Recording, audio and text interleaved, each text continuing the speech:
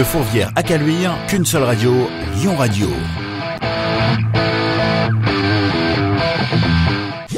Alex Good, bonjour et merci d'être avec nous sur Lyon Radio. Demain, on retrouve sur M6 la deuxième saison de 60 secondes chrono. Est-ce que vous pouvez nous expliquer un petit peu le concept ? Ah ouais, le concept est très simple. En fait, c'est des familles qui viennent ensemble sur le plateau et où elles doivent réaliser des épreuves, des petits défis en 60 secondes chrono et pas une de plus, avec en fait des objets du quotidien, c'est-à-dire des cuillères, des verres, des crayons, des petites dragées au chocolat, bref, tout ce qu'on peut trouver à la maison, des cintres, voilà, et en réussissant plusieurs défis, elles peuvent remporter 100 000 € avec ces objets qu'elles ont à la maison et avec lesquels elles ont pu s'entraîner pendant des mois. C'est ça qui est bien. C'est un jeu qui a déjà été diffusé l'année dernière, l'été dernier sur M6. Et comment vous êtes arrivé, vous d'ailleurs, sur cette aventure ? Tu sais, enfin, c'est un petit peu, à chaque fois qu'il y a une nouvelle émission sur la chaîne, voilà, ils font un petit tour de table des animateurs et puis c'est eux qui décident qui ils mettent sur les programmes. Donc, voilà, moi, j'avais toujours dit que j'avais très envie de faire un jeu parce que j'adore être en contact avec les gens, et j'adore le public et tout ça. Donc, c'est vrai que ça faisait très longtemps que je voulais faire un jeu. Donc du coup, ils ont pensé à moi et je les en remercie parce qu'on s'est bien éclaté à le faire. Et puis pourvu que ça dure, voilà, faut que ça marche encore demain et les autres jeudis. Et puis comme ça, on en fera encore d'autres et plein d'autres peut-être. C'est ce que vous le souhaitez. Vous les testez, vous les épreuves justement ? Ah, j'ai tout testé. Je voulais pas qu'on se retrouve dans les jeux, vous savez, où quand ils arrivent vers le moment où ils peuvent gagner beaucoup d'argent, les candidats se retrouvent face à des épreuves impossibles.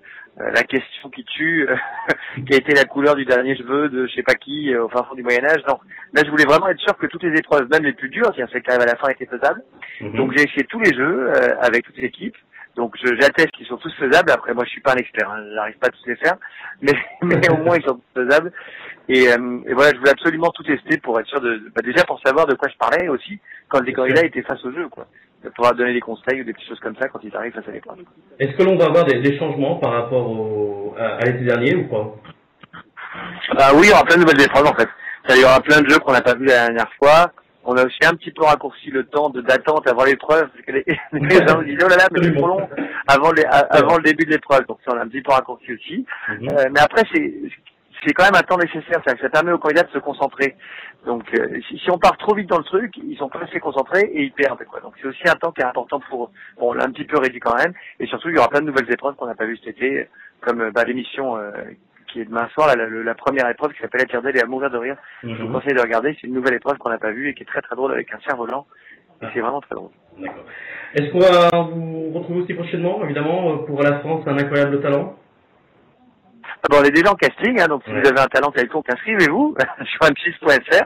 On est en casting, là on est à fond des ballons pour la nouvelle saison, comme tous les ans maintenant. C'est devenu un peu notre fer de lance avec Sandrine, on a ça toute l'année parce que finalement c'est très très long, il y a 6 mois de casting en émission.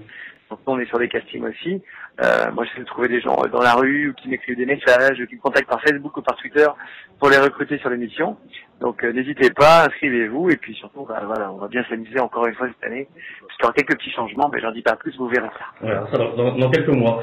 Vous êtes animateur sur M6, vous êtes comédien et je crois savoir que vous préparez un spectacle de magie. Vous pouvez nous en dire plus ? Écoute, oui, je fais ça aussi. Alors, en ce moment, effectivement, je suis dans Hôtel Transylvanie au cinéma, le dessin animé où je fais le doublage avec Virginie Efira des deux personnages principaux. On s'est bien amusé aussi. Et puis, je prépare, j'ai fait quelques années de magie, moi, et quelques années de théâtre et de mise en scène, surtout. Et quand j'ai rencontré Sophie sur Incroyable Talent, elle m'a dit, Sophie Dolstein, elle m'a dit que son rêve, c'est de faire de la magie à Las Vegas.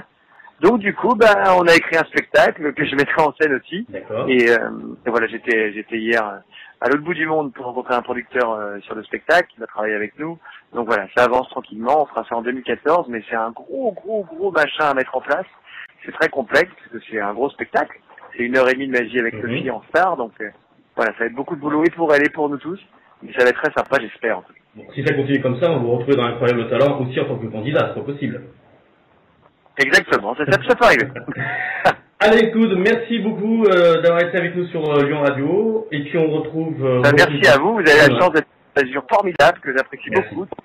Donc je dis bonjour à tous les Lyonnais, et notamment mon pote Greg Curon, de Top Chef, qui est un pote à moi qui est là-bas, et chez qui je vais souvent, donc c'est pour ça que je connais votre région, et que je trouve très sympa, donc profitez bien du soleil que vous avez de la chance d'avoir, contrairement à nous à Paris, où c'est l'horreur. Merci beaucoup Alex, rendez-vous donc demain sur M6 20h50 pour 60 secondes chrono saison 2. Merci, à bientôt. Merci, à très bientôt.